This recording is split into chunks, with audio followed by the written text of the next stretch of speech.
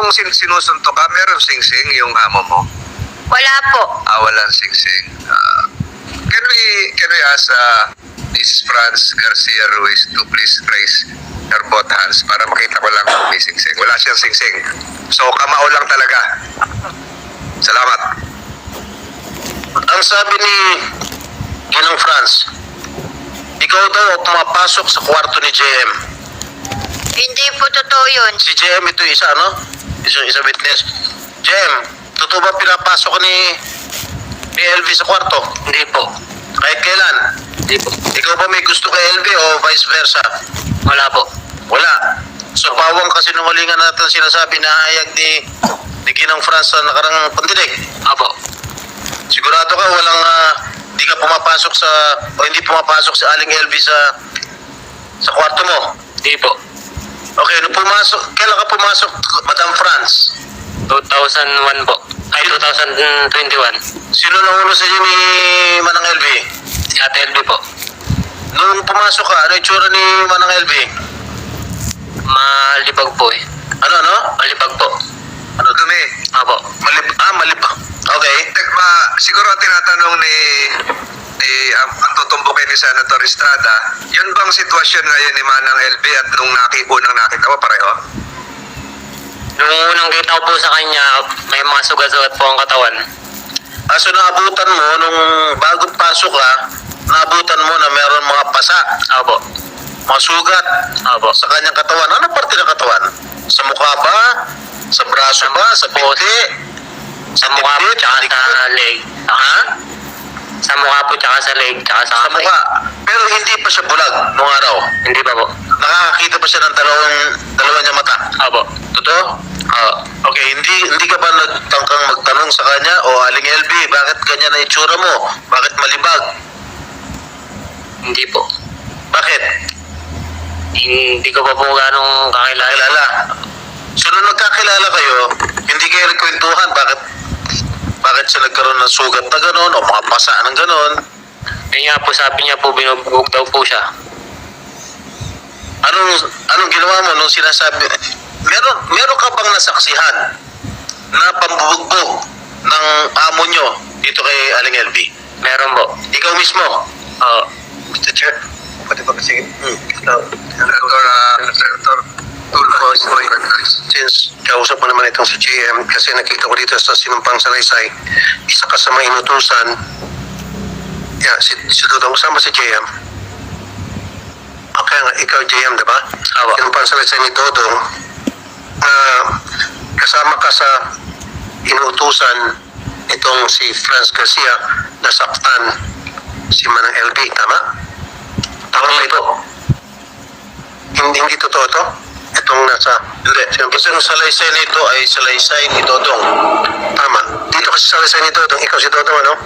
Sinabi mo rito na nakita ko, nasaksihan ko din po ng dalawang mata ko, inutusan din po ni Mrs. Ruiz sa pananakit, panggugulpi, paninipa, panununtok kay LB ang mga kasamaan namin ng mga trabahador na sina Patrick at JM. Ikaw si JM, right? Tama ba yung sinasabi dito ni Dodong sa kanyang sinumpang salaysay na isa ka sa inutusan nitong amo na saktan si Manang LV? Inuutosan po ako pero di ko po ginagawa. Sabi niya po na sapukin ko daw po. Sapukin mo? Oo. Ano sinabi mo sa amo mo? Sabi ko po ayoko putik. Nung umayaw ka sa utos ng amo mo, ano sinabi ng amo mo? Wala naman po. Siguro, Mr. Chair, tanongin ko lang sana si Dodong kung follow-up lang. Dodong, natuloy ba yung pananakit base sa utos ni Mrs. Garcia o hindi? Hindi po. Okay. Thank you. Jem, yung huling tanong ko sa iyo, Patay ng mikropono ni... kailan mo nakitang binugbog si Aling LV ni Madam Franz? Simula po nung pumasok po ako. Gaano kadalas? Minsan po paggabi. Tuwing gabi? Apo. Araw, walang nangyayari araw? Paano mo nakikita ng binubugbog ni Madam Franz si Aling LV? Pag ano po, po, yung sarado na po kami. Sarado na yung tindahan. Opo. O, paano mo nakikita? Mapasok ka ba sa... Ay? Pupunta po ako ng kusina pag Oo. natutulog na. O, Dito ako po, binubugbog po siya. paano siya binubugbog? Pwede mo bang i-demonstrate? Paano niya binubugbog? Kunwari ikaw si Aling France, si Madam France. Yung sinisipa-sipa po, tapos sinasapok yung ulo. Saan niya sinasapok ang ulo? Suntok. Opo. Kamao. Walang instrumento, walang ibang instrumento. Wala po. Gaano kadalas? Araw-araw, gabi-gabi? Paggabi po, pag minsan mainit po ang ulo, Bakit mainit ang ulo niya? hindi ko po alam eh. Tuwing kailan mainit ang ulo niya? Gabi-gabi? Minsan po, pag ano. So, ibig mo sabihin, halos gabi-gabi, sinusuntok niya si Manang LV. Tama po ba ako? Ha? Opo.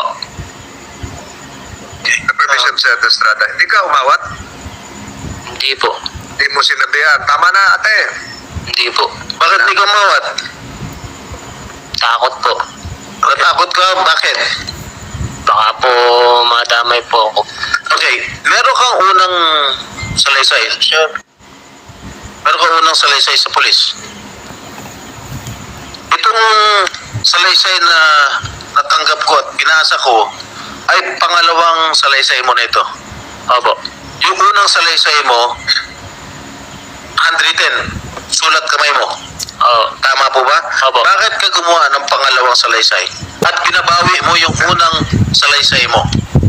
Kaiba, yung unang salaysay mo, kakaiba doon sa pangalawang salaysay mo na iyong pinirmahan sa CIDG, Mindoro, Police, noong September 12. So, bakit magkaiba?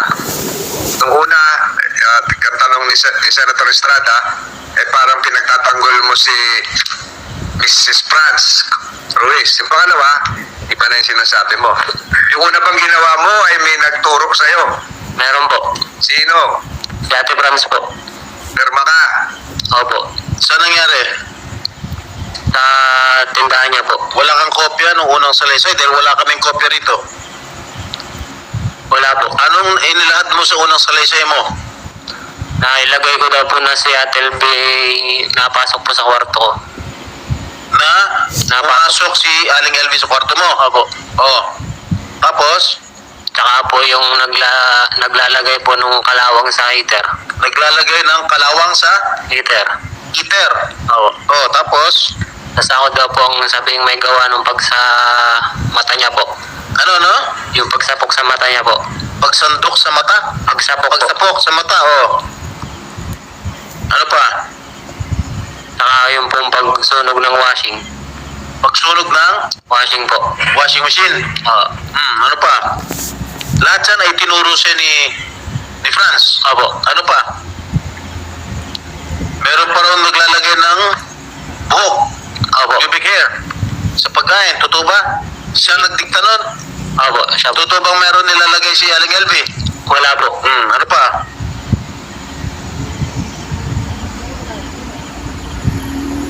Binayaran ka ba para sabihin yun? Wala po. Walang, ano? Wala po. Di ba umalis ka, no? Lumayas ka at pinabalik ka ni Jerry. Opo. Tama po ba? Opo. Tapos naisip mo, kaya ka pinabalik ni Jerry dahil para gumawa ka ng salaysay, yung unang salaysay mo. Opo. Tama po ba? Opo. Sige, tuloy mo. Ano pa ang sinabi ni Franz? Yung yun nga po, paglagay po ng buhok sa mga pagkain. So, hindi totoo na doon sa unang salaysay mo na hindi totoo na sinaktan mo o sinapok mo si LV sa mata. Hindi po. Walang katotohanan. Wala po. Di mo kahit kailan pinagbuhatan ng kamay si Aling LV. Yung ano lang po, nung dati po, Paano dati? nung ginamit ni Ate Elbing basahan po ang damit ko. Nung ginawang basahan yung damit mo. Opo. Ano ginawa mo kay Manang LV? Nataping ko lang po yung kanyang ulo sa sobrang inis po. Sa sobrang inis. Opo. Hindi magresulta ng pagkabulag ng kanyang mata, yung pagtulak mo, pagtabig mo. Hindi po. Alright. Madam, sir, pwede kasi ulit. Tulfo is organized. Thank you, Mr. Chair, sa Senator Estrada. Dito sa sunod pang salaysay ulit ni Dodong sa pang-lima na paragraph, paragraph, sabi dito, nakita ko po nasaksiyan na maraming beses na po na sumusuka ng dugo si LV dahil sa mga ginagawa sa kanya ni na Mrs. Ruiz, Patrick at JM. Tama ba ito? Accurate ba ito, Dodong? Itong sinumpang salaysay mo? Na nakita mo, sumusuka ng dugo si Manang LV dahil sa ginagawa itong Ruiz na ito at mga kasamahan pa ninyo kasama si JM. Dito yan. Tama o mali itong statement mo? Tama po. So, ibig sabihin, si JM kasama sa nananakit kay Manang LV? Po, hindi ko alam po eh. Hindi, sabi mo kasi rito, nasaksiyan mo maraming beses po na sumusuka ng dugo si LV dahil sa mga ginagawa sa kanya ni na Mrs. Ruiz. Sino tong Patrick na to? Ikaw. So, ang sinasabi ngayon mo, Dodong, si Ruiz, Mrs. Ruiz, and then yan si Patrick, at saka si JM, nasaksiyan mo, nananakit kay Manang LV hanggang sa sumuka siya ng dugo. Hindi to. Accurate ba to o inutusan ka lang na? Wala lang po. If I may interject, Senator Tulfo, ang nakalagay dito, wala po silang pakialam. Ano ibig sabihin nun? Nandun si Patrick at JM pero wala silang pakialam at patuloy ang ginagawang pananakit sa kanya. Sino ba kasama ba sa pananakit si JM at si Patrick? Kasama sa pambubog? Hindi po. Mr. Chair, ewan ko baka nabago na to dahil dito sa number 5, talagang sinasabi niya, sumusuko ng dugo si LV dahil sa mga ginagawa sa kanya nila Mrs. Ruiz, Patrick at JM po, pero wala po silang pakialam at patuloy ng ginagawang pananakit sa kanya po. So, maaaring hindi maganda at mali yung pagkasabi mo dito. Opo. Sino ang nanakit? Si Fran po. Yung si Patrick at JM, napapanood lang. Opo. Nanakit din sila? Nanakit din sila? Kasama? Hindi po. Okay. So siguro next time, pag gumagawa po sila ng ganito silang pansalaysay, Mr. Chair, dapat meron silang abogado sa tabi nila. That there should be a counsel that